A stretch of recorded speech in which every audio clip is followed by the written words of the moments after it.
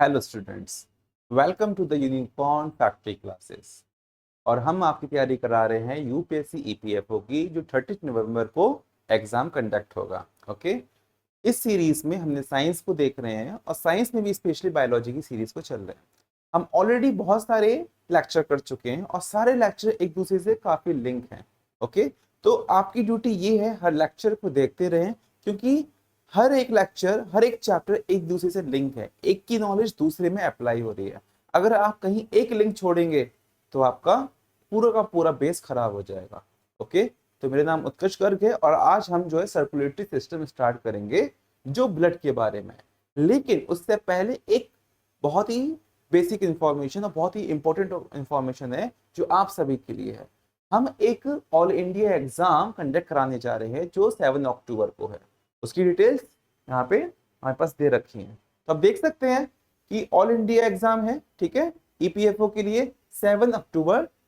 और आपको इसमें पूरे इंडिया के हिसाब से रैंकिंग मिलेंगी जब भी आप इसको सॉल्व करेंगे क्वेश्चन अपने ऐप के थ्रू और जो है सबमिट करेंगे अपने सारे आंसर, तो आपको अपनी रैंक पता चल जाएगी। और अपनी रैंक पता चलना बहुत जरूरी है, हम कहाँ स्टैंड करते हैं ये बहुत जरूरी है। देन आप देख सकते हैं कि ये सारे जो क्वेश्चंस होंगे वो यूपीएससी के पैटर्न के बेसिस पर होंगे, जो लेटेस्ट पैटर्न है। ओके, इसमें आपके पास स्पेसिफिकली कौन कौन से हैं, इंडस्ट्रियल रिलेशन और सोशल सिक्योरिटी टॉपिक्स हैं। इसके अलावा अकाउंटिंग, ऑडिटिंग, इंश्योरेंस टॉपिक भी हैं। और आपका जो पूरा का पूरा पैटर्न है, आप कैसे सॉल्व करेंगे इसको, आप ये सोचिए कि आप एग्जाम में हैं और 3-4 घंटे के लिए या फिर उस पूरे दिन के लिए आप किसी और से बात नहीं करेंगे, अपने मोबाइल को स्विच ऑफ करके रख देंगे। अपनी प्लेटफॉर्म पे जो भी आपका ऐप है उसको आप लेंगे और क्वेश्चन सॉल्व करना शुरू करेंगे, वैसे ही जैसे आप एग्जाम वाले दिन करते हैं। पानी की बोतल पास में रखिए ताकि ब्रेन में ऑक्सीजन की सप्लाई बनी रहे और आप एक क्रिटिकल थिंकिंग के बेसिस पे क्लियर सोच सकें। ओके, चलिए अब स्टार्ट करते हैं अपना सर्कुलेटरी सिस्टम। तो सर्कुलेटरी सिस्टम क्या होता है उसको देख लेते हैं। आप देख सकते हैं कि ये आपका हार्ट है, जो धड़कता रहता है और आसपास बहुत सारी वेन्स एंड आर्टरीज हैं। ये वेन्स और आर्टरीज अपने आप को क्या कहलाती हैं, वस्कुलर बंडल। प्लांट में भी वस्कुलर बंडल होते हैं जो जाइलम और फ्लोएम के लिए होते हैं, और इंसानों में भी, या जितने भी जानवर हैं सबके अंदर वस्कुलर बंडल होता है। वस्कुलर बंडल से मतलब होता है कि जो उसका फ्लूइड पार्ट है, ब्लड वाला, जो चीजों को ट्रांसपोर्ट करेगा, उसे कहते हैं वस्कुलर बंडल। तो हमारे वस्कुलर बंडल में दो तरह के सिस्टम आते हैं। एक होता है प्रॉपर ब्लड सर्कुलेशन सिस्टम जो लाल रंग का होता है, और दूसरा होता है लिम्फेटिक सिस्टम जिसमें आपकी डब्ल्यूबीसी ज्यादा होती है और प्लाज्मा होता है। तो जो ब्लड सिस्टम है वो प्योरली आपके ट्रांसपोर्ट के लिए है प्लस इम्यूनिटी के लिए है, लेकिन जो लिम्फेटिक सिस्टम है वो पूरी तरीके से इम्यूनिटी के लिए है। क्यों? क्योंकि उसमें डब्ल्यूबीसी होता है और डब्ल्यूबीसी जो होता है वो फैगोसाइटोसिस प्रोसेस को फॉलो करता है। फैगोसाइटोसिस क्या है, हम सेल चैप्टर में पढ़ चुके हैं, डाइजेस्टिव सिस्टम में भी पढ़ चुके हैं, और हमने गॉल ब्लैडर के आसपास या फिर जो डिटॉक्सिफिकेशन होता है लिवर में, उसमें भी पढ़ चुके हैं। तो अब हम इसको थोड़ा और डिटेल में देखते हैं कि सर्कुलेटरी सिस्टम क्या है। थोड़ा लैग कर रहा है ना, लेकिन आप अब बस पढ़ते जाइए, इस पे ज्यादा ध्यान मत दीजिए। ओके, तो सर्कुलेटरी सिस्टम जो है, जो सर्कुलेटरी सिस्टम है ये बॉडी ट्रांसपोर्ट सिस्टम है। ये ट्रांसपोर्ट भी करता है और डिफेंस नेटवर्क सिस्टम भी है। ये हमें जिंदा रखने की कोशिश करता है रोज, है ना। ये ऑक्सीजन की सप्लाई करता है, इन्फेक्शन से फाइट करता है, और ये सर्कुलेटरी सिस्टम हमारा इंटरनल हाईवे सिस्टम है। तो इंटरनल हाईवे सिस्टम किसको बोला गया है, सर्कुलेटरी सिस्टम को। और अगर आपको याद हो, सेल के भी अंदर एक हाईवे सिस्टम था, आप उसको पता लगाना है फ्रॉम द प्रीवियस चैप्टर कि who is the cell organelles which known as the highway of the cell. ठीक है, पावर हाउस किसको कहते हैं आप बताइएगा, हाईवे किसे कहते हैं आप बताइएगा। फिर सर्कुलेटरी सिस्टम में देखा कॉम्प्रिहेंसिव एक्सप्लोरेशन है किस चीज का, भाई इवोल्यूशन कैसे हुआ है। इवोल्यूशन किसका, जो हार्ट है, जो दिल है, उसका इवोल्यूशन कैसे हुआ है। जो छोटे छोटे लिविंग ऑर्गेनिम्स थे जिनके अंदर हार्ट नहीं है, और आज जो वेल है वहां तक जो हार्ट है, फोर्थ चैम्बर हार्ट, ये कैसे बना है। तो ये एक बार में तो नहीं बन गया है कि पहले सेल था अब डायरेक्ट वेल आई और आपका जो है 4 चैम्बर हार्ट बन गया। ऑब्वियसली इवोल्यूशन हुआ है। स्ट्रक्चर कैसे बना है, कौन कौन सी लेयर होती हैं इसमें, है ना, हमें वो भी देखना है। फिर फंक्शन क्या है ना, हार्ट का मेन फंक्शन क्या है वो भी देखना है। और ये भी चेक करना है कि सिंपल हार्ट क्या होता है और कॉम्प्लेक्स हार्ट क्या होता है। जो सिंपल हार्ट होता है वो 2 चैम्बर का होता है, और जो कॉम्प्लेक्स वाला होता है वो 4 चैम्बर का होता है। ओके, तो heart of the mammals 4 chamber में होता है। अब क्रोकोडाइल जो होता है, यहाँ पे एक एक्सेप्शन है, क्रोकोडाइल। क्रोकोडाइल जो होता है रेप्टाइल्स में आता है, लेकिन इसके पास क्या है, 4 चैम्बर। फाइन। तो ये सब चीजें हम किस में देखेंगे, सर्कुलेटरी सिस्टम में हम स्टडी करना शुरू करेंगे। स्लाइड देख लीजिए, फिर हम चेंज करते हैं। हाँ जी, अब है कि फंक्शन क्या है सर्कुलेटरी सिस्टम के, या जो सर्कुलेशन हो रहा है इसके फंक्शन क्या है, एफ एन मीन्स फंक्शन क्या है। तो आप देखोगे भाई पहला फंक्शन है ट्रांसपोर्ट। मैंने स्टार्टिंग में बोला कि भाई पहला फंक्शन तो ट्रांसपोर्ट ही जाएगा। ओके, तो ट्रांसपोर्ट किस चीज का, ऑक्सीजन का। हमने रेस्पिरेटरी सिस्टम में पढ़ा था कि लंग्स से जो एल्वेलाई होती है उसी के पास ब्लड वेसल्स होती हैं। ब्लड वेसल्स क्या काम करती हैं कि वहां से ऑक्सीजन को डिफ्यूज कर देती है। डिफ्यूजन वर्ड यूज किया मैंने, एक्टिव ट्रांसफर वर्ड यूज नहीं किया है। और बदले में क्या देती है, CO2। क्योंकि CO2 का जो अमाउंट है बॉडी के अंदर ज्यादा हो जाता है उसे यूज करने के बाद, और ऑक्सीजन को हमें बाहर से लेना पड़ता है, तो यहाँ पे डिफ्यूजन पॉसिबल है। तो अगेन रेस्पिरेटरी सिस्टम आपको पढ़ना पड़ेगा अगर ट्रांसपोर्ट देखना है किसका, ऑक्सीजन का। फाइन। देन है nutrients to the tissue. Tissues को न्यूट्रिशन देने का काम किसका होता है, ब्लड सिस्टम का होता है। हमने सेल के चैप्टर में देखा था कि सेल अपने आप को मॉडिफाइड करते हैं, epithelium tissue, connective tissue, muscular tissue and nervous tissue. तो एपिथेलियम और कनेक्टिव, तो कनेक्टिव में हमने देखा था कि ब्लड भी आता है ना। तो ये वही बात कर रहा है जो आपके सिर को पैर तक कनेक्ट करके रखता है, उसे कहते हैं ब्लड सर्कुलेटरी सिस्टम। और क्या करता है, ये बॉडी से CO2 रिमूव करता है और मेटाबॉलिक वेस्ट भी रिमूव करता है। अब मेटाबॉलिक वेस्ट क्या होते हैं, लाइक यूरिया, है ना। तो बॉडी में जो टॉयलेट बनता है वो कैसे बनता है, यूरिया कैसे बनता है, तो वो उसे कौन रिमूव करता है। अगेन अभी हम आगे ना एक्सक्रीटरी सिस्टम भी पढ़ेंगे, उसमें ये डिटेल और हो जाएगा। लेकिन आपको ना CO2 का और O2 का जो है प्रीवियस लेक्चर से देखना पड़ेगा। अब दूसरा फंक्शन क्या है, रेगुलेशन। तो रेगुलेशन किस चीज का, भाई पहले तो बॉडी के टेम्परेचर का, फिर दूसरा बॉडी के फ्लूइड का, फ्लूइड बैलेंस रहे, जितना लीटर हमारे पास ब्लड होता है वो मेंटेन रहे, उसमें कमी ना आ जाए वरना डिहाइड्रेशन हो जाएगी। फिर लेवल पीएच होना चाहिए, जो पीएच लेवल है वो ऑप्टिमम होना चाहिए, तभी डिफ्यूजन पॉसिबल है। अगर पीएच ऊपर नीचे हो जाएगा तो ऑक्सीजन का और CO2 का जो रिमूवल और एक्सचेंज होता है इसमें प्रॉब्लम हो जाएगी। इसलिए ब्लड का पीएच मेंटेन होना बहुत जरूरी है। फिर हम देखते हैं डिस्ट्रीब्यूशन फंक्शन भी है। डिस्ट्रीब्यूशन किस चीज का, हार्मोन्स का। अब हमने यहाँ पे एंडोक्राइन सिस्टम पढ़ा था। एंडोक्राइन सिस्टम में एंडोक्राइन ग्लैंड क्या होते हैं, जो अपना सिक्रीशन डायरेक्ट ब्लड में डालते हैं, राइट। तो हार्मोन सिस्टम हो गए। हार्मोन्स के साथ साथ सिंगलिंग मॉलिक्यूल्स हो गए, जो सिंगल स्टैंड करते रहते हैं पूरी बॉडी के अंदर, और थ्रू आउट द बॉडी ये कम्युनिकेट करने का काम करते हैं। जैसे आपको बताया कि सिर से लेते तक आपके पैर सब कनेक्ट रहते हैं। आप नाक यहाँ से सांस लेते रहते हैं पर आपके पैर तक ऑक्सीजन पहुंचती है। तो क्यों पहुंचती है, आप जो फुटबॉल खेल पाते हैं क्यों खेल पाते हैं, because of the distribution of the oxygen and delivery of the oxygen. Okay, nutrition की वजह से भी। अब फोर्थ फंक्शन क्या है ब्लड का, प्रोटेक्शन प्रोवाइड कराता है। प्रोटेक्शन बट किस चीज से, भाई प्रोटेक्शन है हमारे पैथोजन से। तो ऐसे सेल्स भी होने चाहिए जो पैथोजन को मार दे, एक वॉरियर की तरह काम करें, जो शो करें फैगोसाइटोसिस।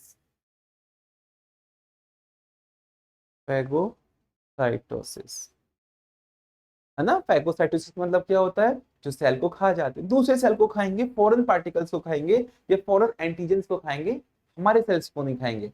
जब अपने ही सेल्स को कोई खाने लग जाए तो उसे कहते हैं auto immune disorder. Auto immune disorder. और ये बहुत मुश्किल होता है डायग्नोस करना। मैं काफी लोगों को जानता हूँ जिनको ऑटो इम्यून डिसऑर्डर था पर उनका डायग्नोस सही से हो नहीं पाया, तो कंडीशन बहुत खराब हो गई। ओके, तो प्रोटेक्शन कैसे देता है ये? वाइट ब्लड सेल्स है, WBC, एंटीबॉडीज है, antibodies against the antigens, against antigens. और ये क्लॉटिंग फैक्टर के लिए भी बेनिफिट करता है। क्लॉटिंग मीन्स अगर आपके कहीं कट लग जाए तो ब्लड रुकना शुरू हो जाता है ना, वहाँ पे जब ब्लीडिंग होती रहती है तो रुक जाती है। तो क्यों रुकती है? हमारे पास होते हैं प्लेटलेट्स। पर ये प्लेटलेट्स अपने आप में फंक्शन नहीं कर सकते, इसको तकरीबन 12 फैक्टर चाहिए होते हैं तभी ये काम कर पाएगा, तो उसे कहते हैं क्लॉटिंग फैक्टर। अब ये डिफेंस में भी हेल्प करता है प्लस रिपेयर में। जहां जहां कुछ डैमेज हो गया है बॉडी के अंदर डैमेज होते रहते हैं, कट लगता रहता है। आप 2-3 बार कूद लेंगे तब बॉडी के अंदर कट लग जाएगा, तो वहां अपने आप ही डिफेंस चलता रहता है, वहां पे अपने आप ही जो है रिपेयरिंग चलती रहती है। ओके, इस स्लाइड को देख लेते हैं फिर हम चेंज करते हैं। चलिए, अब बहुत बेसिक तरीके से बात करते हैं कि सर्कुलेटरी सिस्टम कितनी तरह के होते हैं। तो सर्कुलेटरी सिस्टम दो तरह के होते हैं, एक है आपका ओपन, दूसरा है आपका क्लोज। ओपन जो होता है वो थोड़ा डेरोगेटरी टाइप का हो जाएगा, जो लोअर लिविंग ऑर्गेनिज्म से मिलता है। और जो क्लोज्ड वाला होता है एक एडवांस वाला है। तो यहाँ पे इवोल्यूशन हुआ है कहाँ से? Open to the close. Evolution हमेशा पॉजिटिव नहीं होता, नेगेटिव भी हो सकता है। अगर इवोल्यूशन नेगेटिव होता है तो हम उसको बोलते हैं रेट्रो इवोल्यूशन। रेट्रो का मतलब क्या होता है? पुराना। जैसे हम रेट्रो सॉन्ग सुनते हैं ना, पुराने 90s 80s के, तो रेट्रो मीन्स पीछे की तरफ जा रहे हैं, या फिर उसको रेट्रोग्रेसिव भी बोल सकते हैं। ओके, और जो इवोल्यूशन आगे की तरफ होता है उसे पॉजिटिव इवोल्यूशन बोल देते हैं। चलिए हम फिर से देखते हैं कि ओपन और क्लोज किस किस में होता है। मैं एक डायग्राम आपको दिखा रहा हूं जिसमें आपको ओपन क्लोज को समझाना थोड़ा आसान हो जाएगा। देखिए, यहाँ पे है एक लोअर लिविंग ऑर्गेनिम्स, ये लोकस्ट है जिसको हम टिड्डा बोलते हैं, और ये टिड्डा पूरी की पूरी फसल खराब कर सकता है। कई बार ऐसा होता है कि इसके झुंड के झुंड आते हैं और फसल खराब करके चले जाते हैं। अब इसका हम देखते हैं कि इसके पास जो है ये हर्ट लाइक स्ट्रक्चर है, या फिर प्रो हर्ट कह सकते हैं आप इसे। मैं थोड़ा इसकी नॉब को कम कर लेता हूँ। हाँ जी, प्रो हर्ट जो अभी हर्ट बना नहीं है, ठीक है, बहुत इतना ज्यादा क्या कहते हैं कि एडवांस हर्ट नहीं है जिसको आप 1 चैम्बर या 2 चैम्बर में बोल सकें। लेकिन हाँ, कुछ पंपिंग फैक्टर होते हैं जो उसके फ्लूइड को, बॉडी फ्लूइड को पंप करते रहते हैं। और आप देख सकते हैं कि बॉडी फ्लूइड पंप हुआ और ये यहाँ तक आया, तो जो ऑक्सीजन लेकर आता है उसे कहते हैं आर्टरी, ठीक है, ऑक्सीजन ब्लड। अब इस केस में क्योंकि लिविंग ऑर्गेनिम्स कैसा है, ये लोअर वाला है, तो हम इसे कहेंगे ऑक्सीजन बॉडी फ्लूइड।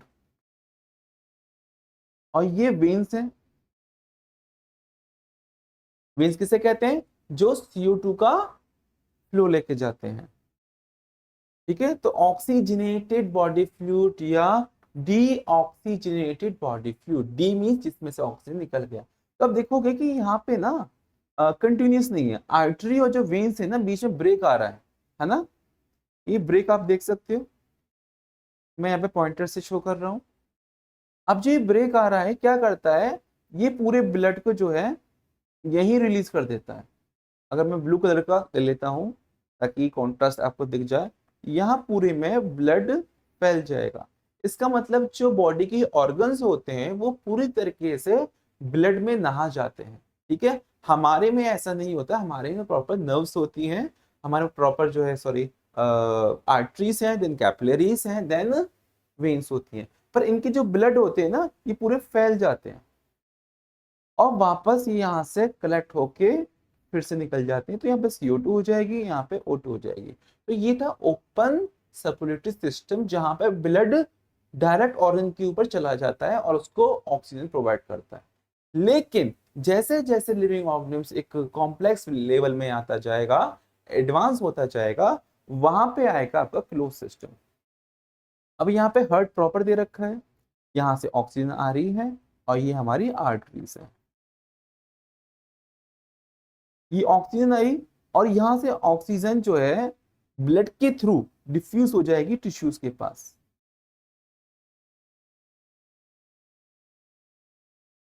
ठीक है, ब्लड निकलेगा नहीं, सिर्फ ऑक्सीजन डिफ्यूज आउट हो जाती है टिश्यूज के पास।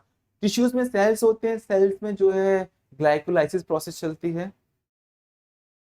Glycolysis, glyco means glucose, lysis means टूटना। तो ग्लूकोज को टूटेगा तो क्या बनेगा, CO2 बनेगी और ATP बनेगी प्लस वाटर बनेगा।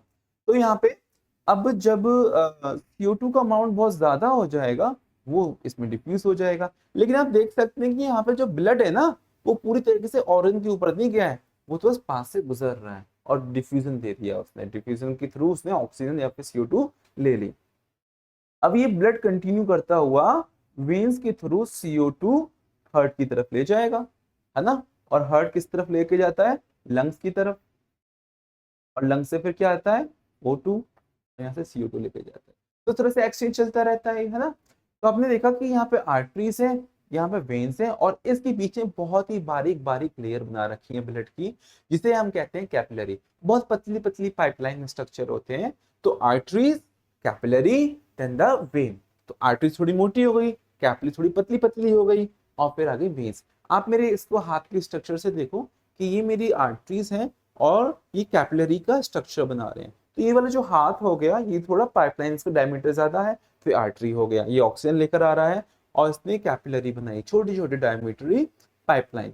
यहाँ से ये डिफ्यूजन करना शुरू कर देगा, ऑक्सीजन का CO2 को लेना शुरू कर देगा, और बाद में CO2 जब लेगा तो ये वेन्स बनना शुरू हो जाएगी, और ये वेन्स के थ्रू CO2 ब्लड आ जाएगा। ठीक है, तो इस तरीके से स्ट्रक्चर बनाते हैं। तो इसमें ब्लड जो है पूरी तरह से नहाता नहीं है। यही अंतर है कि ओपन सर्कुलेटरी सिस्टम क्या है एंड क्लोज सर्कुलेटरी सिस्टम क्या है। अब इसकी थोड़ी थ्योरी देख लेते हैं। थोड़ा लैग कर रहा है ये, इट्स ओके ना, एक्चुअली ब्लूटूथ से कनेक्टेड है ना ये। हाँ जी। तो अगर हम ओपन की बात करें तो किसमें मिलता है, आर्थ्रोपोडा।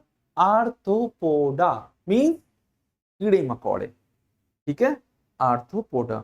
मोलस्कस, मोलस्कस कौन सी होती है, जो मोलस्कस या फिर जो कीड़े मकोड़े टाइप के समुद्र में पाए जाते हैं, इनके ऊपर शैल होती है कैल्शियम की। फिर hemolymph flow freely into the body cavity। Hemo means वो जो होता है ना आयरन वाला, हीमो। ठीक है, और लिम्स मीन्स फ्लूइड। तो हीमोग्लोबिन तो इनमें भी प्रेजेंट होगा पर रेड कलर का नहीं होता, है ना, इनके पास रेड कलर के ब्लड सेल्स नहीं होते। तो इनके पास जो हीमोग्लोबिन, हीमोलिम्फ कहलाता है, ये जो कलरलेस होते हैं, इसमें भी आयरन है, हीमोग्लोबिन का प्रोटीन है, और जो लिम्फ यानी फ्लूइड है ये ऑक्सीजन लेकर आएगा। Flow freely into the body cavity. Body cavity से मतलब है कि जो ऑर्गन्स हैं उसमें इजीली ये फिलअप कर देगा, ताकि जो जितने ऑर्गन्स हैं सब के सब ब्लड के थ्रू ऑक्सीजन जाती रहे, वो नहा जाते हैं पूरी तरीके से। Directly bathing organs and the tissues. Less effective, बहुत कम इफेक्टिव है, क्योंकि देखो यहाँ पे O2 और CO2 ब्लड मिक्स हो जाता है, जिसकी वजह से ना सही से डिफ्यूजन पॉसिबल नहीं हो पाता। पार्शियल प्रेशर एक चीज होती है जो हमने रेस्पिरेटरी में पढ़ी थी, वो यहाँ पे सही से हो नहीं पाती है। लेकिन सिंपल सिस्टम है। तो होता क्या है ना कि इन सबको एडवांस करने के लिए बहुत ATP की जरूरत पड़ती है, और इवोल्यूशन बहुत धीरे धीरे होता है। तो नेचर ने इनको पहले सिंपल रखा और फिर धीरे करके इसमें एडवांस लेवल आते गए, जो आज हम और आप एडवांस लेवल पर है। तो haemolymph in the body cavity, body cavity के अंदर सारा का सारा बॉडी लिम्फ जो है आ जाता है। Direct organ contact, direct organ contact है। लोअर प्रेशर सिस्टम, इसमें कोई ना पंपिंग ज्यादा नहीं चाहिए, काम चल जाएगा, थोड़े बहुत प्रेशर से भी काम यहाँ पे चल जाएगा। अब आता है क्लोज सर्कुलेटरी सिस्टम। ये किसमें होता है, ये एनिलिड से स्टार्ट हो जाता है और वर्टिब्रेट तक जाते हैं। तो एनिलिड क्या होते हैं, वॉर्म लाइक स्ट्रक्चर टाइप की होती है। ठीक है, जब आप जो है क्लासिफिकेशन पढ़ेंगे, आप स्पोर्ट्स में क्लासिफिकेशन में नहीं पढ़ा रखी है, लेकिन अगर हम बायोलॉजी को थोड़ा और एडवांस में देखेंगे तो बहुत सारे ना फाइलम होते हैं। अगर एनिमल किंगडम है ना, एनिमल एनिमल या किंगडम है, तो इसके अंडर में बहुत सारे फाइलम आते हैं। और फाइलम में बहुत सारी चीजें हैं, आपके पास स्पंज है, एनिलीड्स है, आर्थ्रोपोडा है ना, ये सब आ जाते हैं। तो इनका एग्जांपल क्या है, annelids and the vertebrate. Vertebrate हम हैं, मैंने आपको जो है मसल्स स्केलेटन में पढ़ाया था कि भाई वर्टिब्रेट्स क्या होती है, रीढ़ की हड्डी क्या होती है, उसमें हॉलोनेस क्या होती है, स्पाइनल कॉर्ड क्या होती है ना। तो vertebrate, blood remain confined within the vessels, जो ब्लड है वेसल्स के अंदर ही रहेगा, first arteries, then capillaries, then the veins.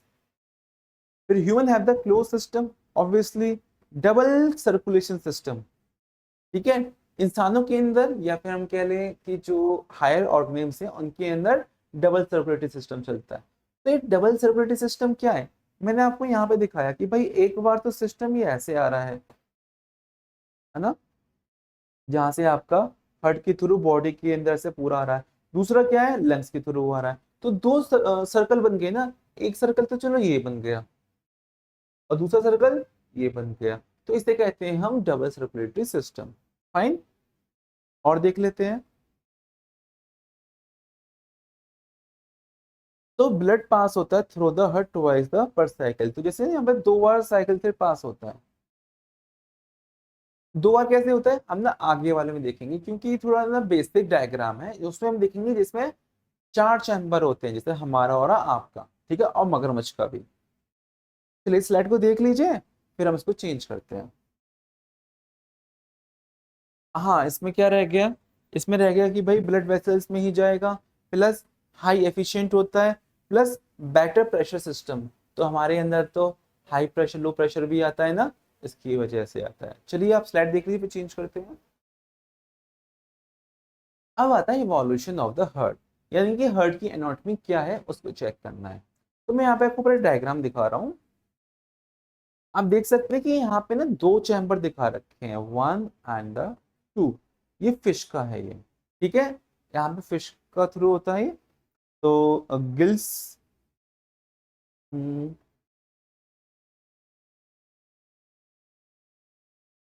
Gills है, गिल्स इसको यहाँ पे नहीं बनाते, गिल से होती है, गिल से बॉडी की तरफ जाती है फ्लूइड, तो गिल से क्या जाएगा ऑक्सीजन फ्लूइड जाएगा। अब यहाँ से ये CO2 आ जाएगा, राइट, CO2 यहाँ पे आएगा, फिर यहाँ से निकलता हुआ वो गिल्स की तरफ वापस जाएगा। किस चीज के लिए, CO2 जा रहा है तो क्या एक्सचेंज करेगा, ऑक्सीजन चेंज करेगा।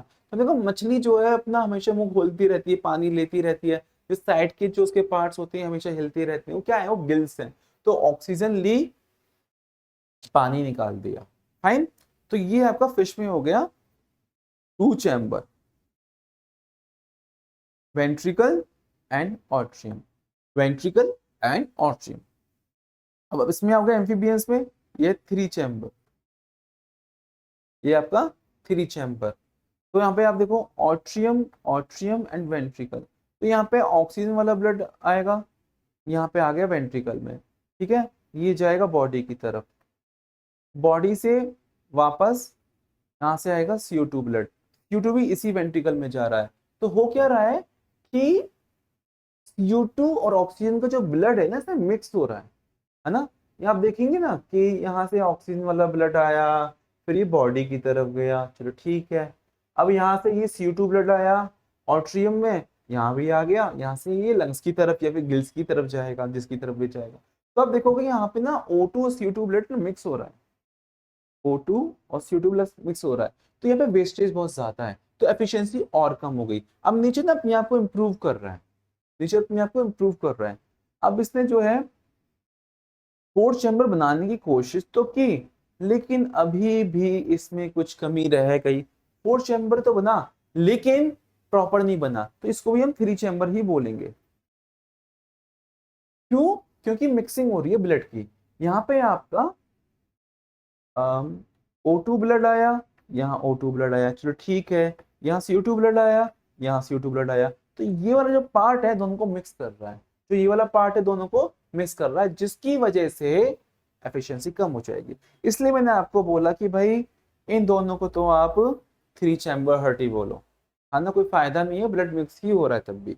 अब आते हैं हम बर्ड्स की तरफ, जैसे कबूतर हो गया, कबूतर जा जा जा, है ना। तो इसमें क्या है, यहाँ से ऑक्सीजन आएगा, ऑक्सीजन यहाँ पे रहेगा, फिर ऑक्सीजन वेंट्रिकल की तरफ आएगा, और वेंट्रिकल से ये आप देख सकते हैं पीछे की तरफ बॉडी की तरफ जाएगा, है ना। यहाँ से आया, ये पाइपलाइन उसके ऊपर आ रही है, आप सोचिए कि नीचे से एक पाइपलाइन जा रही है बॉडी की तरफ। अब बॉडी की तरफ तो ऑक्सीजन यूज हो जाएगा, जब ऑक्सीजन यूज हो जाएगा तो फिर से CO2 वाला ब्लड आएगा। CO2 ब्लड इसमें आएगा तो यहाँ भी CO2 आ जाएगा, यहाँ पे CO2 आएगा तो फिर यहाँ भी CO2 आ जाएगा। जब यहाँ CO2 आएगा तो ये लंग्स की तरफ जाएगा और लंग्स से वापस O2 वाला ब्लड आ जाएगा। तो यहाँ पे हम देख सकते हैं कि यहाँ पे CO2 ब्लड और O2 ब्लड ना मिक्स नहीं हो रहे हैं, दोनों सेपरेट हैं। बीच में सेप्टम आ रही है, अगर मैं दिखाऊं इसको, यहाँ पे सेप्टा आ रही है। ये जो सेप्टा है ना, यहाँ पे सेप्टम, ये दोनों को सेपरेट करके रख रही है ना।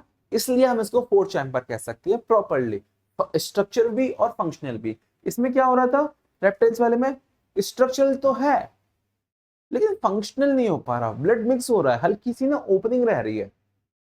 इसमें हम चेक करें भाई, ये तो स्ट्रक्चरल फंक्शनल दोनों ही थ्री चैम्बर था।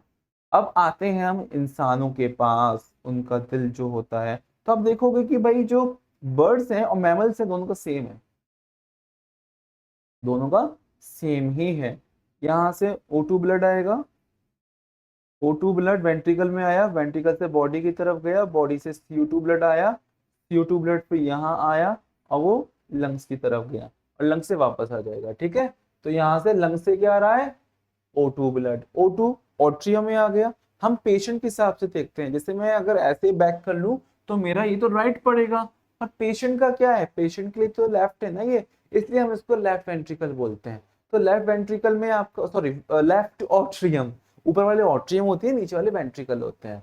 तो ऊपर से क्या है ऑट्रियम, लेफ्ट ऑट्रियम में ऑक्सीजन आ गया, देन आफ्टर वेंट्रिकल में भी ऑक्सीजन आ गया, फिर अरोटा के थ्रू बॉडी की तरफ जाएगा, CO2 फिर से वापस आएगी वेना कावा की तरफ, राइट ऑट्रियम में आपका फिर से CO2 ब्लड आ जाएगा, देन वेंट्रिकल, राइट वेंट्रिकल में आपका CO2 आ जाएगा और ये लंग्स की तरफ जाएगा ताकि इसको डिफ्यूज कर सके। ओके, तो ये चैम्बर की एनाटॉमी थी, इसको आप देख लीजिए।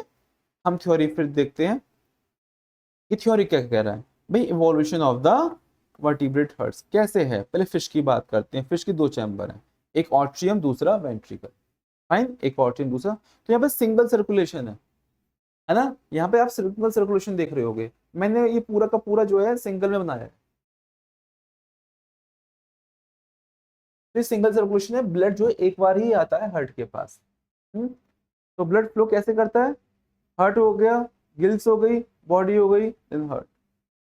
तो गिल्स से बॉडी की तरफ क्या आएगा O2 और बॉडी से हार्ट की तरफ क्या जाएगा CO2 और फिर से ये गिल्स की तरफ जाएगा और कन्वर्ट CO2 और लेकर आएगा O2। ओके, तो गिल्स O2 लेती हैं, फिर बॉडी की तरफ जाएगा, जो हीमोलिम्फ होता है, फिर वो क्योंकि काम कर लिया, ग्लाइकोलाइसिस हो गई, है ना, CO2 रिलीज हो गया, अब वो हार्ट की तरफ आएगा, हार्ट से फिर डायरेक्ट CO2 कहाँ जाएगा गिल्स की तरफ। तो सिंगल चैम्बर है, हार्ट के पास बस एक बार ही ब्लड आ रहा है। अब हम देख लेते हैं एम्फीबियंस एंड मोस्ट रेप्टाइल्स। तो रेप्टाइल्स में जो क्रोकोडाइल है उसके पास 4 चैम्बर है, मैं बार बार कह रहा हूँ ये एक्सेप्शन है, जो क्रोकोडाइल है उसके पास 4 ही चैम्बर हैं, अच्छा खासा वो है वो रेप्टाइल, ऐसा वैसा नहीं है। ठीक है, तो जो एम्फीबियंस है, एम्फीबियंस कौन होते हैं, एम्फीबियंस मींस जिनका डुअल सर्वाइवल होता है, पानी में भी और जमीन पे भी। तो बहुत सारे हैं जो पानी के अंदर भी रहते हैं, जमीन के पे भी आ जाते हैं, तो उनको हम एम्फीबियंस कहते हैं। वेल्स नहीं है ना, हालांकि वेल्स को ऑक्सीजन चाहिए with the help of the lungs, उसके गिल्स नहीं है, पर उसको वेल्स नहीं कह सकते, एम्फीबियन नहीं बोल सकते क्योंकि वो तो मैमल है। एम्फीबियंस अंडे तो देते ही देते हैं ना, लेकिन जो वेल होती है वो अपने यंग वंस प्रोड्यूस करती है, वो अंडे नहीं देती है। चलिए, एम्फीबियंस और रेप्टाइल्स, मोस्ट ऑफ बोला है इसने, ऑल नहीं बोला है, इसने मोस्ट बोला है। तो 3 चैम्बर हार्ट है ना, 2 ऑर्ट्रिया एक वेंट्रिकल, 2 ऑर्ट्रिया एक वेंट्रिकल था। तो इनकम्प्लीट डबल सर्कुलेशन है, क्यों मिक्सिंग हो रही है, mixing of the oxygenated and deoxygenated blood. तो oxygenated means O2 blood, deoxygenated means CO2 blood. D का मतलब होता है कि आपने उसमें से ऑक्सीजन निकाल दी, राइट। अब आता है क्रोकोडाइल, बर्ड्स एंड मैमल्स, इनकी होती है 4 चैम्बर, कंप्लीट डबल सर्कुलेशन। तो यहाँ पे क्या है, जैसे मैंने आपको दिखाया था ना, ये तो इनकम्प्लीट डबल सर्कुलेशन हो गया, ये है आपका कंप्लीट डबल सर्कुलेशन। एक का सर्कुलेशन क्या, क्यों, हार्ट के पास जो ब्लड है 2 बार आ रहा है, आ तो उनके पास भी रहा है पर इनकम्प्लीट है ये, ठीक है। बस के पास क्या है, कंप्लीट हो रहा है, birds, crocodile and we and you. And no mixing of the blood, ठीक है, मैक्सिमम एफिशिएंसी है, एफिशिएंसी बढ़ती जाएगी अगर हम यहां से वहां तक की तरफ जाएं, ये मींस कहां से, arthropod, sorry we have the first, हाँ फिश, फिश से मैमल्स की तरफ जाए तो एफिशिएंसी बढ़ती जा रही है ना। अन एक्टिव लाइफस्टाइल, चलिए ये स्लाइड देख लीजिए, फिर चेंज करते हैं।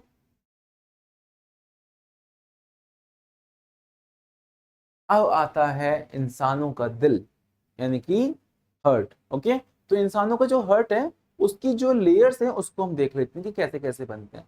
हमने देखा कि जो जाइगोट होता है वो धीरे धीरे डिवाइड करना शुरू करता है with the help of the mitosis division, फिर वो बनाता है ब्लास्टोमियर, ब्लास्टोमियर बनाएगा, फिर एक लेयर स्ट्रक्चर बनाना शुरू करेगा, तो बाहर की एक्टोडर्म, बीच की मीसोडर्म, और फिर आती है एंडोडर्म। तो हमने ये भी पढ़ रखा है इन्हीं सीरीज में कि भाई मीसोडर्म क्या बनाते हैं, एक्टोडर्म क्या बनाते हैं, एंड एंडोडर्म क्या बनाते हैं। तो एक्टोडर्म को हमने एपिथेलियम कनेक्टिव टिश्यू में पढ़ा था, है ना। इस चीज को आप जो याद रखना है। चलिए अब हड को देख लेते हैं। हड को हम देखेंगे तो इसके पास 3 लेयर हैं, इसके पास 3 लेयर हैं। इन 3 लेयर को थोड़ा और पास से देख लेते हैं। सबसे बाहर वाली जो है आपकी एक्टोडर्म होगी, चलो यहां से दिखाते हैं कुछ।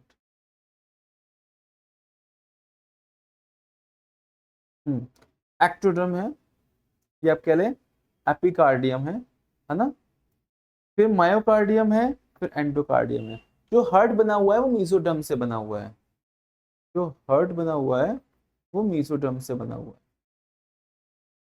जो जाइगोट के टाइम पे या फिर एम्ब्रियो के टाइम पे बन रहा होता है, ठीक है। इसी मीसोडर्म के अंदर ये सारी लेयर आती हैं, 1 2 and 3, 1 2 and 3। So we have the epicardium, the myocardium and the endocardium. तो हार्ट प्रेजेंट कहाँ होता है वो देख लेते हैं। थोरेसिक कैविटी में हार्ट प्रेजेंट होता है।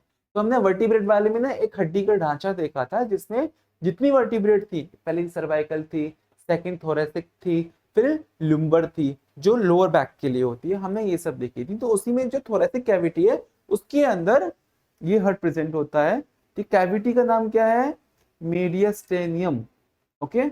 Slightly tilt towards the left, towards left, क्योंकि जो दिल है वो लेफ्ट की तरफ टिल्ट होता है। हमारे मुट्ठी के बराबर इसका दिल का साइज होता है, और वेट कितना है, मुश्किल से 250 से 300 ग्राम दिल है। तो जो आपका दिल भारी होता रहता है ना, अपने आप को समझाओ अरे ज्यादा वेट नहीं है इसका, 250 से 300 ग्राम है, तो बेकार में टेंशन नहीं लेनी, ठीक है, आपका दिल भारी नहीं होगा। ये मस्कुलर पावर हाउस है, क्योंकि यहाँ पे ना पेसमेकर होता है, सारी मसल्स जो उसके हिसाब से चलती रहती हैं, एक पॉइंट पे पंप करती रहती हैं, इलेक्ट्रिकल सिग्नल भेजती रहती हैं। इसके लिए एटीपी तो चाहिए। तो सेल का जो पावर हाउस है वो कौन है, लिखिए उसमें, कमेंट में लिख के बताइए। और जो हमारी बॉडी का मस्कुलर पावर हाउस है वो कौन है, कमेंट में लिखिए, वो है हमारा हार्ट। ये pericardium, double layer covering filled with the lubricant pericardial fluid. तो सबसे पहले बाहर वाली पेरिकार्डियम लेयर होती है, जिन 2 लेयर के बीच में, क्योंकि 2 लेयर हो गई, इन 2 लेयर के बीच में क्या होगा, फ्लूइड होगा, ताकि फ्रिक्शन रिड्यूस कर सकें, reduce the friction, reduce friction. देखो मैं लास्ट टाइम बोल रहा हूँ, मैं ना शन जो होता है ना सिर्फ टीएन लगाऊंगा, मैं बार बार ना पूरा नहीं लिख सकता, आप पूरा लिखिएगा लेकिन। हम्म। तो हमारे पास जैसे ये पेरिकार्डियम कैविटी आ गई, पहली लेयर, और ये दूसरी लेयर जो पेरिकार्डियम की है। उसके बाद आप देखेंगे ये एपिकार्डियम है, ये वाली एपिकार्डियम है, फिर ये मायोकार्डियम है दूसरी, और ये एंडोकार्डियम है तीसरी, फर्स्ट 2 3। और पेरिकार्डियम की ये 1 और 2, means inner one and the outer one. तो ये पेरिकार्डियम की इनर वन और द आउटर वन हो गई। ये एपिकार्डियम की हो गई, ये मायोकार्डियम हो गई, ये एंडोकार्डियम। तो ये मसल्स मायोकार्डियम में बहुत ज्यादा कॉन्ट्रैक्शन रिलैक्सेशन चलता है। जो भी मास है हार्ट का मेनली वो इस वाले टिश्यूज का होता है। हाँ, तो एपिकार्डियम का फंक्शन क्या है? प्रोटेक्शन, हार्ट को प्रोटेक्ट करना है। पहले पेरिकार्डियम आ गया है तो उसके बाद एपिकार्डियम है। मायोकार्डियम क्या है? थिक है ना, और यही कॉन्ट्रैक्शन और रिलैक्सेशन में हेल्प करता रहता है। फिर है हमारा एंडोकार्डियम, स्मूथ इनर लेयर है जो चैम्बर की बनाता है, और यही होता है जो ब्लड की डायरेक्ट कांटेक्ट में होता है।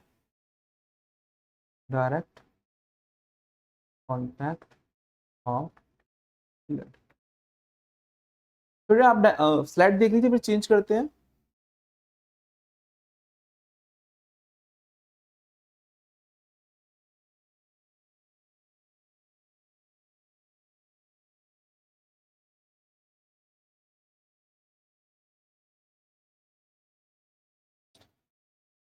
अब आता है कि जो हर्ट है, देखिए ना, ये हर्ट कहाँ गया? हम्म ये जो हर्ट है इसके पास चार चैम्बर तो हो गए। ये आपका left atria, left ventricle, right atria, right ventricle. Right, मैंने पेशेंट के हिसाब से बताया है, आपके हिसाब से नहीं है। अगर आपके हिसाब से होता तो क्या होता? ये राइट होता, ये राइट होता, ये लेफ्ट होता, ये लेफ्ट होता। मेरे यहां से आप देख पा रहे हैं ना, ऐसे ये राइट राइट, लेफ्ट लेफ्ट।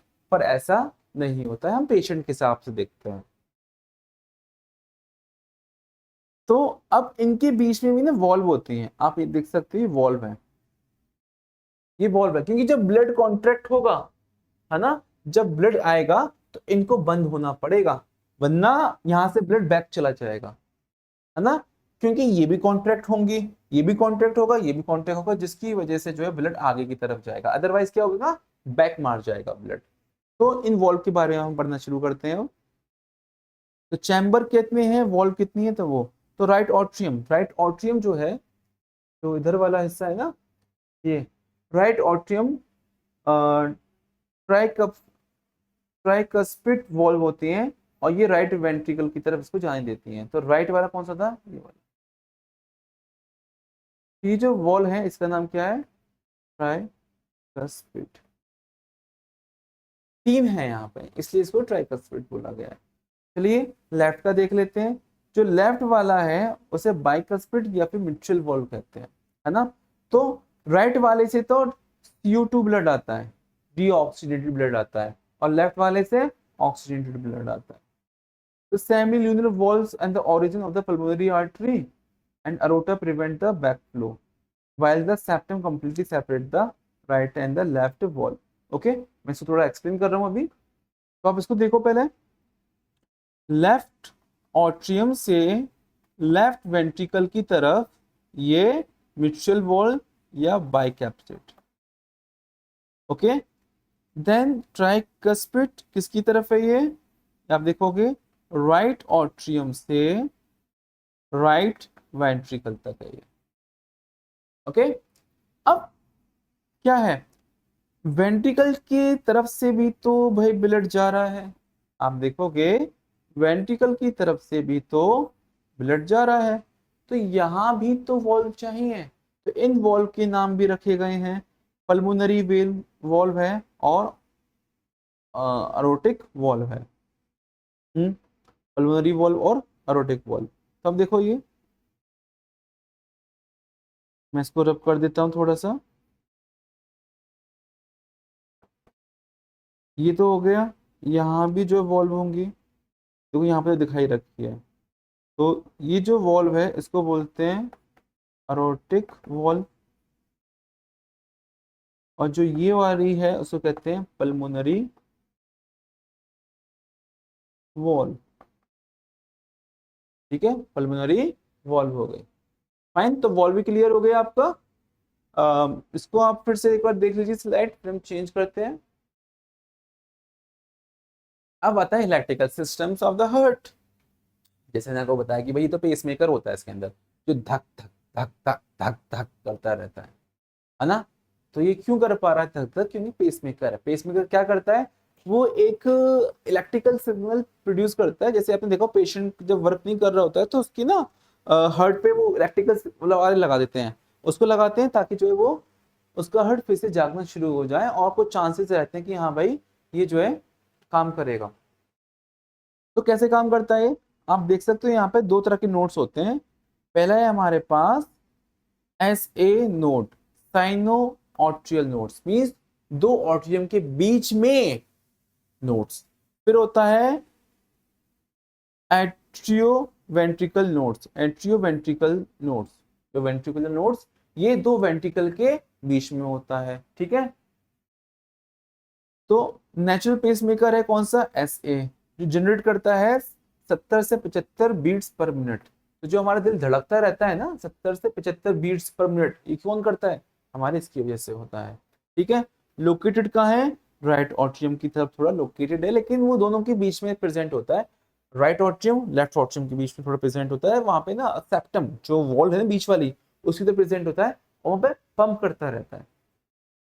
अगर हम ए वी नोड की बात करें तो delay electrical signals allowing atria to empty the before the ventricular contraction.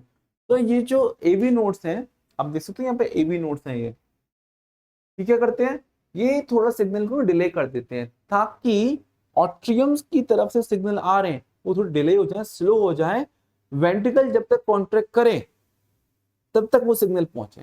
ऐसा ना हो कि सिग्नल तुरंत पहुंच गया, वेंट्रिकल कांटेक्ट कर नहीं पाया, ना तो लंग्स की तरफ ब्लड गया और ना ही बॉडी की तरफ ब्लड गया। अब आता है बंडल ऑफ हिस। तो conduct electrical impulse from the AV nodes towards the ventricle, है ना, conduct electrical impulse from the AV nodes towards the ventricle. तो इसी के अंदर होता है प्रोकेंजी फाइबर्स, जिसके पास बहुत सारे इलेक्ट्रिकल सिग्नल्स आते रहते हैं और पूरे हार्ट की तरफ ही फैलते रहते हैं। तो आर्टिफिशियल पेसमेकर भी हम लगाते हैं पेशेंट को, आर्टिफिशियल पेसमेकर भी लगाते हैं पेशेंट को जब नेचुरल पेसमेकर जो है फेल हो जाता है, ठीक है। पर्टिकुलरली कैसा होता है ये, किस वजह से होता है भाई, हार्ट ब्लॉक हो गया है, इस वजह से ये प्रेजेंट हो पाता है। तो इसको देख लेते हैं कि ऐसे नोट कहाँ पर है। आप देखो ये थोड़ी सेप्टम आ रही है बीच में, और ये है आपका राइट ऑट्रियम, ये आपका लेफ्ट ऑट्रियम। इस सेप्टम के पास कहीं प्रेजेंट होता है ऐसे नोट्रियम, फाइन। और वेंट्रिकल कहाँ है, और इसका क्या कहते हैं ए बी कहाँ है, ए बी आपका ऑलमोस्ट ऑट्रियम और वेंट्रिकल के बीच में है, इसी सेप्टम में होता है ये, जहाँ से सिग्नल्स थोड़े डिले हो जाते हैं। तो ये जो है ये वाला इसको तेजी से पंप कराता है और ये हल्का सा डिले करके ले आता है। अब बंडल ऑफ हिस की हम बात कर रहे हैं, तो ये बंडल ऑफ हिस है जो पूरे सेप्टम में सही ढंग से फैला हुआ है ना, यहाँ पे पूरे में ये फैला हुआ है, ये पूरे में फैला रहेगा, जैसे कहते हैं बंडल ऑफ हिस। ये भी इलेक्ट्रिकल सिग्नल को पूरे में लेके जाएगा, है ना।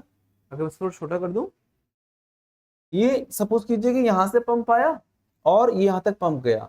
अब ये जो ऑर्ट्रिया है ये तो पंप कर दिया, इसने कॉन्ट्रैक्ट कर दिया, ब्लड इसके नीचे आ गया। अब पूरे वेंट्रिकल को पंप करना है तो पहले तो वॉल बंद हो जाएंगी ताकि ब्लड बैक ना मारे। फिर ये जो वेंट्रिकल्स हैं लेफ्ट वाला और राइट वाला, ये दोनों भी कॉन्ट्रैक्ट करना शुरू करेंगे। तो कॉन्ट्रैक्शन क्यों पॉसिबल है, because of the bundle of the his. Bundle of हिस ने पूरे 3D स्ट्रक्चर में सिग्नल्स पहुंचा दिए और पूरा का पूरा वेंट्रिकल पंप करना शुरू करेगा। तो आपने देखा ऑट्रियम थोड़ा छोटा चैम्बर होता है, वेंट्रिकल थोड़ा बड़ा चैम्बर होता है, ओके। तो इस डायग्राम को आप देख लीजिए, स्लाइड को देख लीजिए, इन्हीं को कहते हैं प्रोकेंजियल फाइबर्स, जो आपके पूरे के पूरे वर्टिकुलर में फैला हुआ है ना, वेंट्रिकुलर में पूरा फैला हुआ है। और ये सारे के सारे एक तरह से कंट्रोल वे में वर्क करते हैं, तो कंट्रोल कोऑर्डिनेशन में भी आपको ये देखना पड़ेगा, फाइन। तो स्लाइड देख लीजिए, फिर चेंज करते हैं। अब आता है कार्डियक साइकिल, कि भाई कार्डियक साइकिल कैसे वर्क करती है। अभी तक आपको जो बता रहा था वो सब कार्डियक साइकिल ही थी, है ना। ये सब ना इंटीग्रेटेड है, तो मैं कोई एक स्लाइड लेके बता दूं आपको तो काम नहीं चल पाएगा, सब कुछ बताना थोड़ा पॉसिबल तभी हो पाता है। अब आता है कार्डियक साइकिल। तो पहले डायग्राम देख लेते हैं हम। डायग्राम सभी को दिख रहा है। तो ऑट्रियल कॉन्ट्रैक्शन है हमारे पास, आ जाइए, लाल रंग आ जाइए। ऑट्रियल कॉन्ट्रैक्शन, ऑट्रियल कॉन्ट्रैक्शन में हम देखेंगे कि यहां से और यहां से, means we have the left side से राइट साइड से दोनों तरफ से जो है ब्लड आ रहा है। तो राइट तरफ से कौन सा ब्लड आएगा, CO2, और लेफ्ट तरफ से है O2 ब्लड आ जाएगा। फाइन, दोनों ऑट्रिया कॉन्ट्रैक्ट करेंगे with the help of the SA nodes. तो जब ये यहां आ गए वेंट्रिकल में, अब इनके वॉल बंद हो जाएंगे। तो लेफ्ट की तरफ कौन से वॉल थे, बाइकस्पिड या मिट्रियल, और राइट की तरफ कौन से हैं, ट्राइकस्पिड। ठीक है, ये दोनों वॉल बंद हो जाएंगे। अब वेंट्रिकल की तरफ ब्लड भर गया है। अब जो AV नोड है वो वर्क करना शुरू करेगा बंडल ऑफ हिस के थ्रू, पूरे पुरकिंजी फाइबर के थ्रू पूरे वेंट्रिकल्स में सिग्नल्स पहुंचाएगा। अब ये सारे वेंट्रिकल्स पंप करना शुरू कर देंगे। तो वेंट्रिकल या वेंट्रिकुलर कॉन्ट्रैक्शन स्टार्ट हो जाएगा। तो for a few second atrium और वेंट्रिकल दोनों कॉन्ट्रैक्ट कंडीशन में है, क्योंकि ऑट्रियम ने तो अपना कॉन्ट्रैक्ट कर दिया और वॉल भी बंद कर रखी है, और वेंट्रिकल ने अपना कॉन्ट्रैक्ट कर दिया और उसको वॉल बंद कर दिया। तो अब देखो ना, वेंट्रिकल से ब्लड जा रहा है, ये जा रहा है अरोटा की तरफ या बॉडी की तरफ, और ये जा रहा है लंग्स की तरफ। चेक कर दिया। अब ये वॉल बंद है, ये वॉल बंद है, और यहाँ से भी वॉल बंद है। अब ये सब रिलैक्स होना शुरू हो जाएंगे। यहाँ पे क्या है, इसको जब देखोगे सारी वॉल बंद पड़ी हुई है, अब ये रिलैक्स होना। तो आइसो वॉल्यूमिक और आइसो वॉल्यूमेट्रिक रिलैक्सेशन सब रिलैक्स करना शुरू करेंगे। जब रिलैक्स करेगा तो उसे कहते हैं हम डायस्टोल। ठीक है, और जब ये कॉन्ट्रैक्ट करता है उसे कहते हैं सिस्टोल। कॉन्ट्रैक्ट करेगा तो सिस्टोल, रिलैक्स करेगा तो diastole. Contraction and systole. Fine, अब ये रिलैक्स करेगा तो अब फिर से ब्लड आना शुरू हो जाएगा, इसमें जो है फिर से ब्लड आना शुरू हो जाएगा। फाइन, तो सारे के सारे सिस्टोल और डायस्टोल। तो systole for the contraction, diastole for the relaxation. तो ऊपर का ब्लड प्रेशर कितना है, नीचे का ब्लड प्रेशर कितना है, वो यही होता है। सिस्टोल मीन्स कॉन्ट्रैक्शन, मीन्स अपर ब्लड प्रेशर। ब्लड प्रेशर में दो चीजें होती है ना, अपर एंड लोअर। अपर, अपर को हम बोलते हैं सिस्टोल, और लोअर, लोअर किसके लिए, डायस्टोल। मींस आपका हार्ट पूरा रिलैक्स कर रहा है, हार्ट पूरा रिलैक्स कर रहा है। तो ये होती है आपकी कार्डियक साइकिल। क्या होती है ये, कार्डियक साइकिल।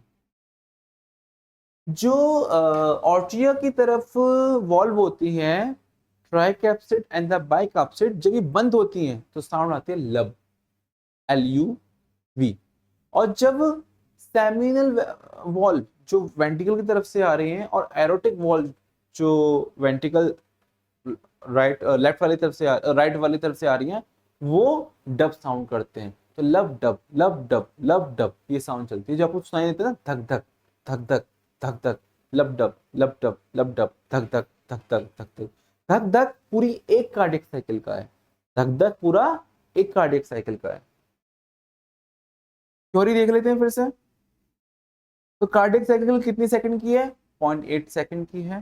ठीक है, जिसमें से आपका तकरीबन 5 लीटर ब्लड पर मिनट जो है फिल्टर या फिर पंप हो जाता है। तो 72 के आसपास इसमें चीजें आ जाती हैं, जो साइकिल आती हैं। तो ऑर्टियल सिस्टोल कितनी सेकंड का है, 0.1 सेकंड का है, जिसमें ऑर्ट्रिया कॉन्ट्रैक्ट करता है और पुश करता है ब्लड किसकी तरफ, वेंट्रिकल की तरफ। 0.3 सेकंड के लिए वेंट्रिकल सिस्टोल पे जाता है, अगेन कॉन्ट्रैक्शन। ठीक है, जॉइंट डायस्टोल है, 0.4 सेकंड के लिए क्या है, जॉइंट डायस्टोल, और उसके बाद ये रिलैक्स करते हैं। तो आप देखोगे, मैं आपको बताया लब dub. AV valve, AV means atrium की जो वॉल्व बंद हो जाती हैं, और डब जो है सेमिलूनियर वॉल्व जब बंद हो जाती हैं। तो कार्डियक आउटपुट क्या है, एक स्ट्रोक वॉल्यूम। स्ट्रोक वॉल्यूम का मतलब होता है कि ये एक कार्डियक साइकिल्स में कितना वॉल्यूम आ रहा है। तो ऑट्रियम जो ब्लड लेकर आया, वेंट्रिकल जो पंप किया, ये सारा का सारा 70 ml होता है, इक्वल टू, ठीक है, एक बार में। तो 70 ml है, कितनी हार्ट बीट है, 72। तो कितना ब्लड हो जाएगा, 5 लीटर हो जाएगा। कितना ब्लड हो जाएगा, 5 meter higher in the athlete. तो एथलीट में ज्यादा हो जाता है, हमारे अंदर ये थोड़ा कम रहेगा। ओके, तो इस तरीके से यहाँ पे कार्डियक साइकिल आपकी कंप्लीट होती है। स्लाइड देख लो, फिर चेंज करते हैं। अब आता है ब्लड वेसल्स। जैसे आपको बताया कि भाई ओपन में तो ब्लड वेसल्स की जरूरत तो है, पर कैपिलरी नहीं बनती, पर क्लोज्ड में कैपिलरी बनती है। क्लोज्ड में क्या है, कैपिलरी बनना शुरू हो जाएंगी। तो हमारे पास है पहले आर्टरीज, थिक मस्कुलर वॉल्व है। वॉल्व नहीं है, क्या कैरी करता है, ऑक्सीजन कैरी करता है। कहां से, दिल से, है ना, हार्ट से बॉडी की तरफ। Accept pulmonary arteries, pulmonary arteries अलग है। पल्मोनरी आर्टरीज का मतलब होता है जो CO2 ब्लड लेके जाती है लंग्स की तरफ, कैरी CO2 ब्लड। ये पल्मोनरी आर्टरी एक अकेली आर्टरी है जो CO2 ब्लड लेके जाती है, बाकी सब जितने ट्रांसपोर्ट करती है सब ऑक्सीजन ट्रांसपोर्ट करती है। हाई प्रेशर सिस्टम्स हैं, इलास्टिक वॉल्स हैं, पल्स डिटेक्टेबल हैं, पल्स को आप डिटेक्ट कर सकते हैं। ठीक है, पल्स को आप डिटेक्ट कर सकते हैं। मैं थोड़ा और पास में कर लेता हूँ। अब वेन्स आती हैं, पर वेन्स से पहले हमें पढ़ना पड़ेगा कैपिलरी। कैपिलरी क्या होती है, सिंगल एंडोथेलियम लेयर। सिंगल से मतलब है सिंगल सेल्ड, सिंगल सेल्ड। ये बीच में न्यूक्लियस बनाया मैंने। अगर सिंगल सेल्ड होगा ना तभी डिफ्यूजन पॉसिबल है, डिफ्यूजन। अगर सिंगल सेल नहीं है तो डिफ्यूजन पॉसिबल नहीं हो पाएगा, क्योंकि डिफ्यूजन स्टैटिक लेवल में हो नहीं पाता। उसके लिए फिर आपको एक्टिव ट्रांसपोर्टेशन की जरूरत पड़ेगी। तो बॉडी का एक एक रहता है कि भाई कम से कम एनर्जी खर्च करनी पड़े, इसलिए हम सब आलसी होते हैं। ओके, गैस तभी एक्सचेंज हो पाएगी, ठीक है, ब्लड और टिश्यू के बीच में। तो माइक्रोस्कोपिक डायमीटर है, ये बहुत पतली डायमीटर पाइपलाइन है ना। एक्सचेंज साइट है और वास्ट नेटवर्क, बहुत ज्यादा नेटवर्क बनाते हैं ये। अब आते हैं कैपिलरीज के बाद वेन्स।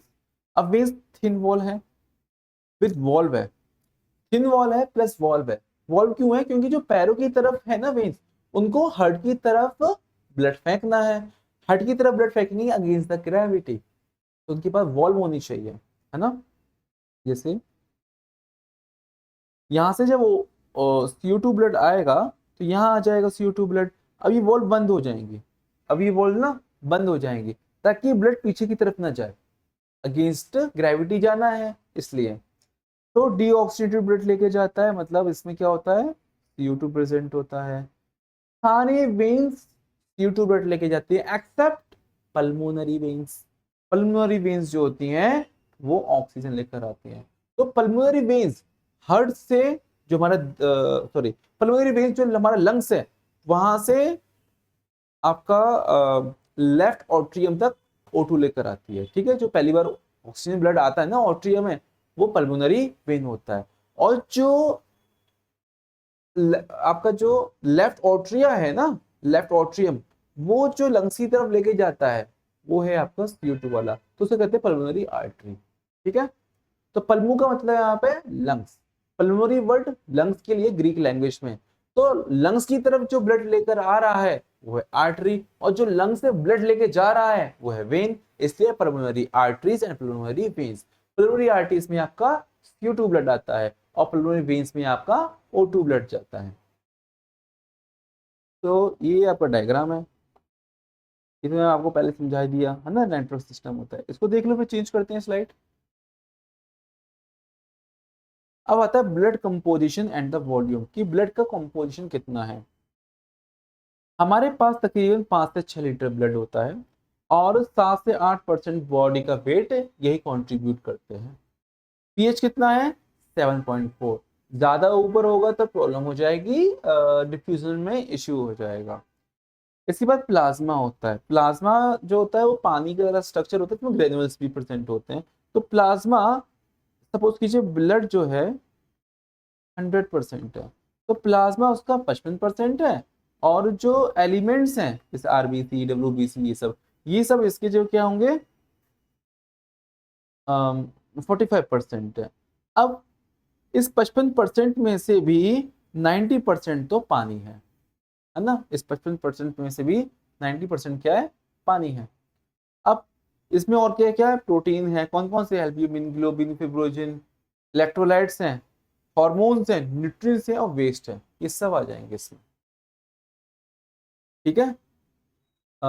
और इस 45% के अंदर आरबीसी हैं, डब्ल्यूबीसी हैं और प्लेटलेट्स हैं। तो आरबीसी, डब्ल्यूबीसी एंड प्लेटलेट अच्छे से लिखा हुआ ही है। ठीक है, प्लाज्मा में ये घूमते रहते हैं।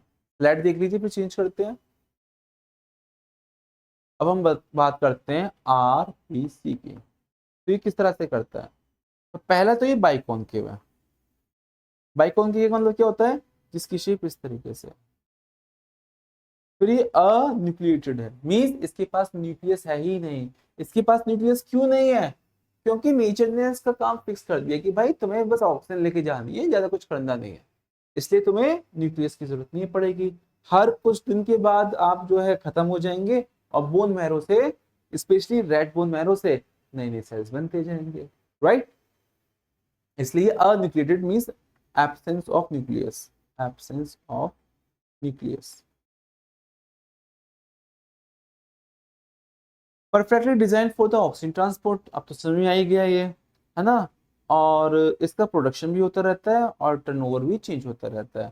तो अब देखते हैं कि भाई मेल के अंदर कम से कम 5.5 मिलियंस काउंट होता है, 5 मिलियंस पर माइक्रोलीटर, 5 मिलियंस पर माइक्रोलीटर। मेल हो या फीमेल हो ऑलमोस्ट सेम से ही रहता है, 5 मिलियंस पर माइक्रोलीटर। और अगर आप हाई ऑल्टीट्यूड पे जाओगे तो इसका जो प्रोडक्शन है वो थोड़ा इंक्रीज होना शुरू हो जाता है। अब आता है लाइफ स्पैन, 120 दिन की इसका जीवनचर्या है और ये स्प्लीन में जाके मर जाता है। तो who is the graveyard for the RBC, that is the spleen. Spleen जो होता है पैनक्रियास के पॉइंट की तरफ होता है, इसको हम स्प्लीन कहते हैं, ये आपका पैनक्रियास। प्रोडक्शन कितना है, 2.4 मिलियन पर सेकेंड। कहाँ, बोन मैरो, कौन सी bone marrow, red bone marrow. 2.4 millions per second, बहुत ज्यादा अमाउंट है ये। हीमोग्लोबिन कितना होना चाहिए, 12 से 18। लड़कियों में थोड़ा कम रहता है, लड़कों में थोड़ा ज्यादा रहता है। ओके, तो हम कैसे चेक करते हैं, पर 100 ml की बेसिस पे चेक करते हैं। इसमें आयरन की बेसिस पे चेक करते हैं, प्रोटीन वगैरह सब आ जाता है। ठीक है, तो स्लाइड देख लीजिए, फिर चेंज करते हैं। अब आता है white blood cells means WBC. WBC दो तरीके से होते हैं, ग्रेनुअल एंड अग्रेनुअल। ग्रेनुअल वो होते हैं इनके पास ग्रेन्स ग्रेनुअल लाइक स्ट्रक्चर होते हैं, प्रेजेंट, इनके पास एब्सेंट। ठीक है, तो इनका वो देख लेते हैं काउंट। भाई 4,000 से 11,000 पर माइक्रोमीटर, माइक्रोलीटर, माइक्रोलीटर प्रेजेंट होना चाहिए। ये हमारे इम्यून सिस्टम के लिए रेस्पॉन्सिबल है ना, पैथोजन से लड़ते हैं, फैगोसाइटोसिस में हेल्प करते हैं, जो फॉरेन पार्टिकल्स होते हैं उनसे हमें बचाते हैं। अगर हम बात करें परसेंटेज की, तो ग्रेनुअल वाले न्यूट्रोफाइल्स हैं जो 60 से 65% है, न्यूट्रोफाइल्स ये प्राइमरी फैगोसाइटोसिस हैं। यही जो फॉरेन पार्टिकल्स होते हैं इनको खत्म करने में हेल्प करते हैं, उन्हें खा जाते हैं और डिस्ट्रॉय कर देते हैं। फिर लिम्फोसाइट्स आते हैं जो 20 से 25 परसेंटेज होते हैं। ये बी सेल्स होते हैं जो एंटीबॉडीज बनाते हैं, और टी सेल जो है इम्यून रेस्पॉन्स में हेल्प करते हैं। फिर आता है आपका मोनोसाइट जो 4 से 8% है, ये डेवलप हो जाता है इनटू द मैक्रोफेज और कंज्यूम करता है पैथोजन, उनको मार देता है। रहता है इओसिनोफिल्स। इनोफिल्स जो है पैरासाइट्स को और एलर्जी को खत्म करने में हेल्प करता है, और क्या रिलीज करता है, हिपेरिन नाम का जो केमिकल होता है उसको ये रिलीज करता है। ठीक है, और होता है बेसोफिल्स। बेसोफिल्स जो होते हैं 0.5 से 1% होते हैं, और ये हिस्टामिन हिपेरिन को प्रोड्यूस करके इन्फ्लेमेटरी में रेस्पॉन्स करते हैं। ओके, तो ये दोनों का काम ऑलमोस्ट सेम रहता है। स्लाइड देख लो, फिर चेंज करते हैं। अब आता है कि भाई ब्लड ग्रुप क्या है, उसकी कंपेटिबिलिटी। तो कार्ल लैंडरस्टेन ने 1900 में डिस्कवरी करी थी एबीओ सिस्टम की। मींस यहाँ पे बहुत सारे जीन्स मिलके या बहुत सारे एलील्स मिलके आपका एक ब्लड का करेक्टर मेंटेन कर रहे हैं। तो पॉलीजेनिक भी कह सकते हैं आप, या फिर इसको हम मल्टी जीन भी बोलते हैं। क्योंकि कौन कौन से जीन है, ए जीन है, बी जीन है और ओ जीन है, इसके बेसिस पे होता है। तो हमें क्यों पढ़ना होता है, ताकि हम जो ट्रांसफर कर रहे हैं ब्लड का हमें पता रहे कि भाई कौन सा ब्लड हम उसको दे सकते हैं, रिएक्शन ना करे। और इसमें फैक्टर क्या होते हैं, आरएच फैक्टर एक अलग से क्रूशियल फैक्टर होता है जो कंपैटिबिलिटी को चेक करने के लिए होता है। तो ब्लड ग्रुप की हम बात करें, हमारे पास है A B, A means we have the B A B और ओ। एंटीजेंस कौन से होंगे इसके, भाई ये इसके पास ए होगा, इसके पास बी होगा, इसके पास दोनों है, इसके पास कोई नहीं होगा। तो प्लाज्मा एंटीबॉडी क्या बनाएगा, ये बी के अगेंस्ट बनाएगा, ये अगेंस्ट बनाएगा, इनके पास कोई भी एंटीबॉडीज नहीं है, और इसके पास एंटीबॉडीज ये दोनों होंगी। एंटीबॉडीज मीन जिसके खिलाफ उनको लड़ना है। अगर आप बी वाले को ए का ब्लड दे दोगे, बी वाले को ए का ब्लड दे दोगे, तो ए के पास तो एंटीबॉडीज थी ना बी की, वो तो उसे मार देगा, फिर उसकी इम्यूनिटी कम कर देगा। इस हिसाब से हम इसको कैच करते हैं। ठीक है, तो आर एच फैक्टर क्या होता है, आर एच फैक्टर जो है पॉजिटिव है तो मतलब उसके पास एंटीजेंस है, अगर नेगेटिव है तो मतलब एंटीजेंस नहीं है। और हम इसको इराइथ्रोब्लास्टोसिस फैटिलिस इन न्यूबॉर्न्स मींस, अगर माँ नेगेटिव है और वो बच्चे का जो सेल्स था वो पॉजिटिव वाला आ गया फादर के थ्रू, और तो जब डिलीवरी हो रही होगी ना तो प्लेसेंटा में ना ब्लड मिक्स हो सकता है। तो ब्लड मिक्स हो जाएगा तो माँ को भी मार सकता है और बच्चे को भी मार सकता है ये। ओके, स्लाइड देख लो। स्पेशल प्रॉपर्टी क्या है, यूनिवर्सल रेसिपिएंट और यूनिवर्सल डोनर। स्लाइड देख लो, फिर चेंज करते हैं। अब आता है blood pressure and circulatory disorders. जैसे मैंने आपको बताया कि भाई 180 120 और 80 हमारा होता है ब्लड प्रेशर का।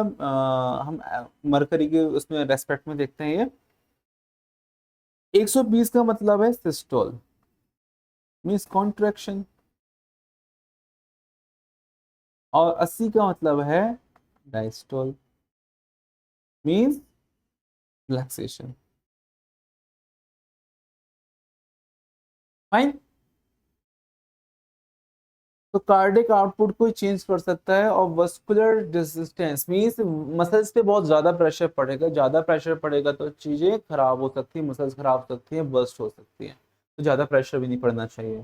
तो एक होता है हाइपरटेंशन। हाइपरटेंशन में प्रेशर 120 और 80 के पैरामीटर को फॉलो नहीं करता, आगे बढ़ जाता है, तो स्ट्रोक आने के चांसेस हैं। स्ट्रोक मतलब क्या कि एकदम से ब्लड ज्यादा आ जाएगा, फिर ब्रेन में जो है हेमरेज भी हो सकता है।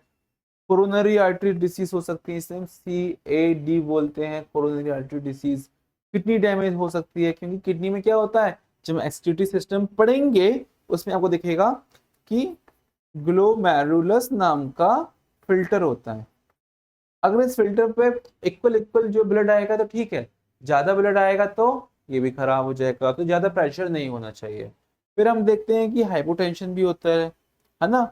हाइपोटेंशन में क्या हो जाएगा, ब्लड बहुत कम सप्लाई हो पा रहा है, तो डिजीनेस रहेगी, फेंटनेस रहेगी, डेंजर शॉक्स लग सकते हैं इसमें। ठीक है, एक होता है ऑर्थोस्टैटिक हाइपोटेंशन, जिसमें जो है सडन ब्लड प्रेशर तुरंत गिर जाता है ना। ऑर्थोस्टैटिक ये ज्यादातर बूढ़ों में होता है, ये ज्यादातर बूढ़ों में प्रेजेंट होता है। चलिए स्लाइड को देख लीजिए, फिर चेंज करते हैं।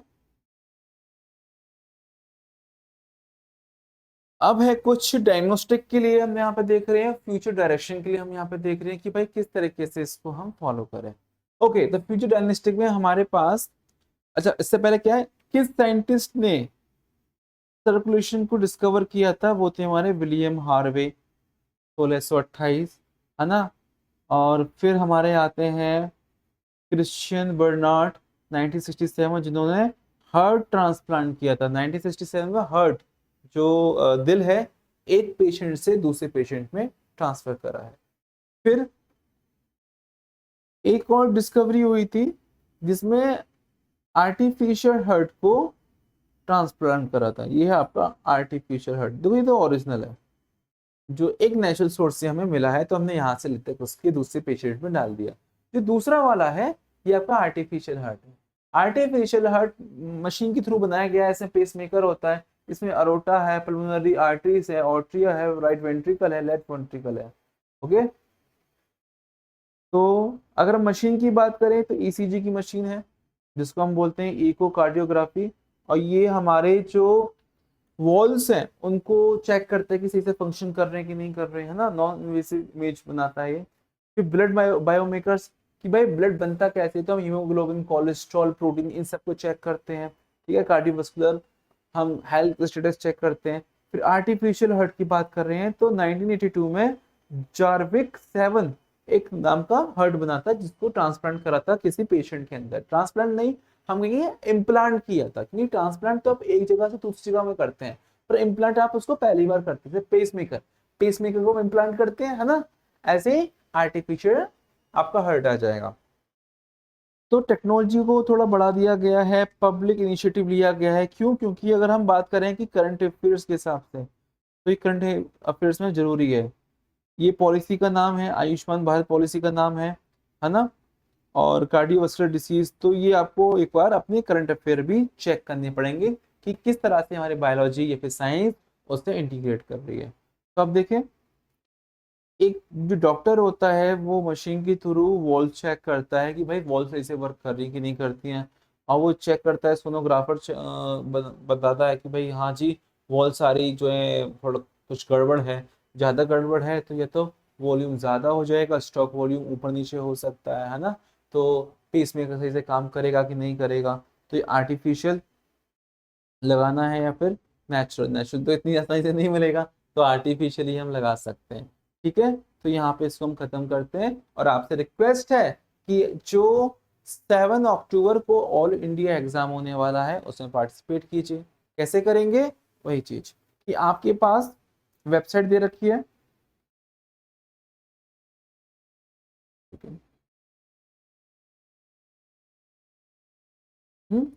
इस पे जाएं, वेबसाइट पे। मैं थोड़ा उसको हट जाता हूँ, मैं डब्ल्यू है www.unicornfactoryclasses.com। इस नंबर पे आप कांटेक्ट कर सकते हैं, व्हाट्सएप कर सकते हैं। प्लीज रजिस्टर कीजिए और अपने आप को चेक कीजिए कि आप कहाँ एग्जिस्ट करते हैं इस यूपीएससी ईपीएफओ के प्रिपरेशन में, तभी पॉसिबल हो पाएगा आपका। ठीक है, चलिए।